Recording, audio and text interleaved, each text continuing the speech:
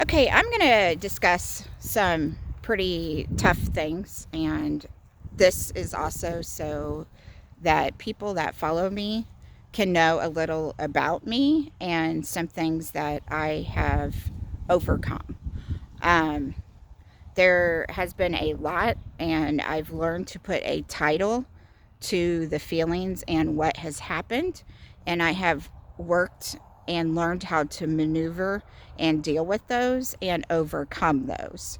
And as many of you know, I did create and still working on a curriculum that launches next week on creating healthy boundaries. And oh my goodness, have boundaries been a huge key for me in overcoming all of this. So we will start back in 1972 when I was born.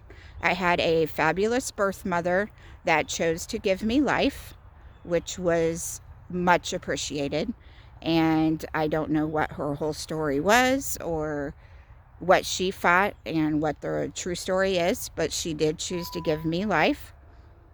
But sometimes, with dealing with that, as I have done a lot of self help and have gone to counseling, some of that comes with abandonment and also feeling rejected. So that's where we're going to first start. And then I was adopted. So many would say I was chosen. And for that, I'm thankful. I had parents that loved me to the best ability that they could. Um, One thing that many people don't know is I was taken back to the adoption agency because I was a redhead.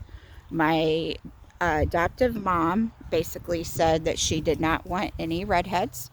And so she took me back. And from what I hear in the story, is that my dad kind of fought and they went back and picked me up. So I was already kind of, I don't know, a better taste in my adoptive mom's life, but I know that she still loved me as she knew how. But with a lot of that came a lot of resentment, and took me a long time to realize that it was her issue, but I carried the burden for a very long time and tried to fix things. But she also had a lot of underlining other issues, and that came out in 100% neglect and medical needs for me, and a lot of narcissism. So, as I was older and through my teen years, I sought a lot of counseling on my own, went to Al Anon, and etc.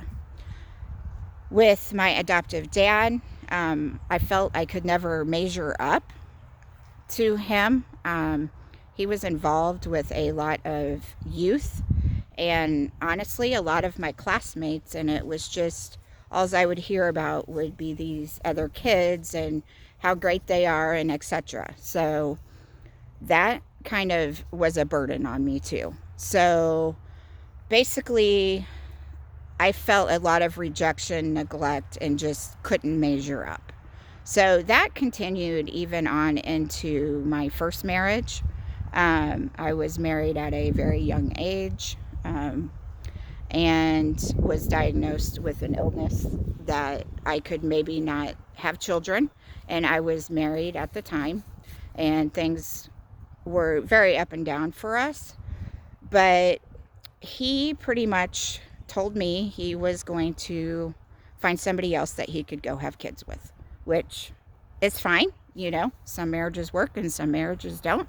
But that was a very knife pointing thing in my heart, is a quick way I can explain that. So, needless to say, we divorced. We fought for the marriage, it just didn't work out. So I continued on, obviously thinking I couldn't have children, you know, had some pretty major female issues. So, anyway, obviously, then I met my husband, who I'm married to now, who is a great man, very supportive of everything I do, and very thankful for him that sometimes with my past hurts and things that I have been through, sometimes I have that feeling like, oh my goodness, this is too good to be true. When's the cookie gonna crumble? So, things are great with us. So, I'm not saying that to say that. And then, I mean, I have been extremely blessed with a supportive circle of friends, and my adoptive brother, he and I are close. And with the support of the people that weren't quote unquote family and who was supposed to be close to me, and me seeking out my own help and really learning to establish boundaries. As many of you know, I ended up being the prime caregiver for both of my parents. And my mom, obviously, she was still what I call a piece of work. She loved me. I mean, she really did, to the capability of what she could. And unfortunately, she never dealt with her issues. So I don't know where you are in life or what you have going on, but you can overcome. And a big key is establishing boundaries and working for yourself and encouraging yourself.